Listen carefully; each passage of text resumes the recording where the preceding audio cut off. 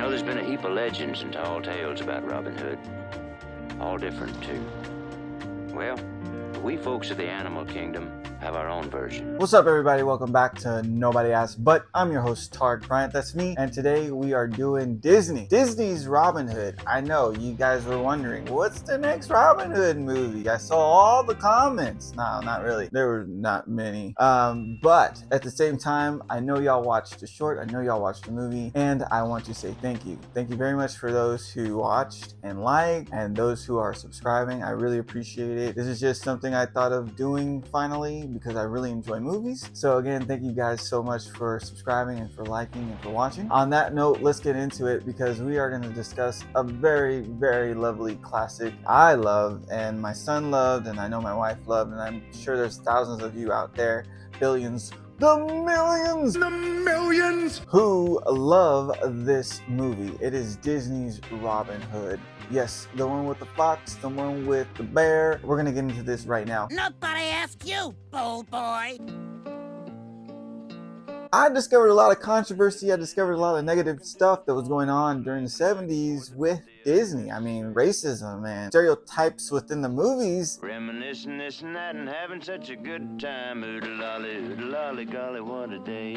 Them going almost bankrupt. Oh my, it's kind of like one of those situations. And so for them to produce this movie during a time where it seemed like they were just going through the motions, they had to lay off people, their live action films weren't doing so good. Well, let's go back from the beginning. Let's go back when it first really began, and that was when Walt's death happened in 1966 of lung cancer. So at this time, the animators were scrambling. No, but he left behind, the last animation that he worked on was The Jungle Book, and we all know that was a success. There was a lot of racial stuff that went in within that movie, and I didn't really notice it when I watched it as a kid, but apparently it was very stereotypical and racist. But what you gonna do? You love Baloo, you love King Louis, whatever, man. So it seems like this rendition of the hero is centered around controversy than positivity, which is crazy because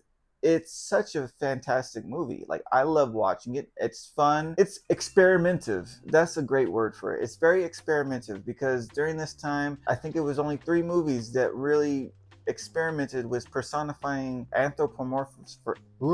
say that 5 times fast. Anthropomorphizing animals. So you had, The Jungle Book, Aristocats, then we had Robin Hood. But this was during a time when Disney Studios animation was going through an era of despair. The 70s, baby. It wasn't funky for everyone, okay? With losing their chairman, the creative mastermind, they were trying to just show people that they can do this job without the need of Walt. Respectfully, of course. But they wanted to prove that they didn't just rely on him to create these creative stories. You know what I mean? It was during this time that they had a lot of financial issues. And we're going to get into that later when it comes to Robin Hood. But in the smoke and debris, of course, some hope emerged with the Aristocats. One of the greatest Disney classics, the Aristocats. And this was a great success for Disney. It was something that was funky, it was new. The music was very bebop. It was very funky. And it still had some of the voice actors that you're familiar with, especially Phil Harris. Phil Harris played Baloo. He played the Tomcat and Aristocat, I forget his name. But he was very familiar. So I think for kids to hear that same familiar voice, it builds a familiarity. This is going to be a great movie because that voice is familiar with Baloo. So after Aristocats, the animators went back into Walt's, vault, saw that he was trying to do a animation regarding 12th century Alsatian. So Alsatian is what you called Alsace. The people of Alsace is like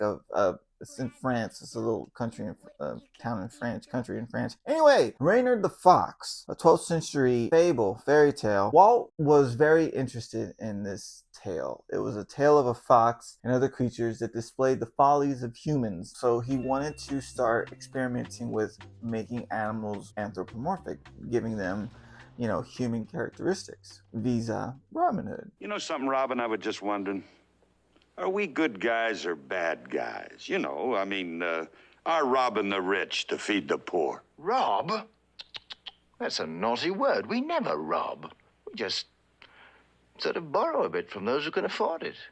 Borrow? Nobody asked me, but I think they're basically paying tribute. They're being respectful with his last wish in wanting to make this happen, this movie, this animation, this story come to life. And so they did the best that they could, and they merged both together. Robin Hood, a ballad, a story, mixed with a fable that could possibly bring some awareness to children, because it was different. Like I said, it was very experimental.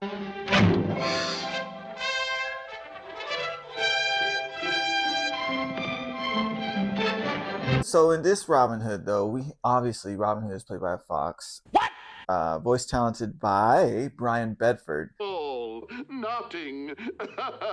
Ham. Perfect fit, sire. R.I.P. Peter Ustinov. You are hilarious, man. Forgive me a cruel chuckle. Power. King John is hilarious. Don't overdo it. Yes. I think most of the time I'm laughing is at King John. As soon as he puts on his crown, I'm like, bruh, this is my guy.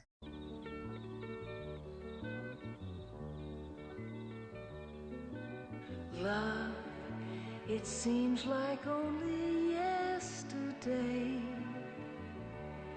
you were just a child at play. Now you're all grown up.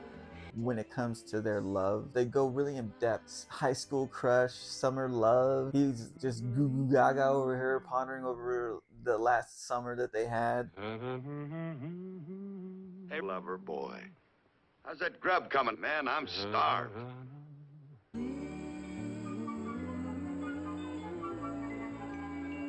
There's a scene where they're walking together, which I love, man. And I think this is why people didn't like it. Nobody asked me, but it's probably because there's moments of pauses. And people want things fast. They want things fast. They want things fast. And when you take a second to kind of just immerse, and you take a second to feel the emotion, like when they're staring at each other, that's such a subtle thing. That's such a very subtle thing, but it conveys how much they love each other. They're just staring into each other's eyes. Call me a sap. I don't care, bro. Call me a sap. But I love stuff like that. The length that the storytellers are trying to go with conveying how much Robin loves Maiden Marian and how much Maiden Marian loves Robin. I owe my life to you, my darling.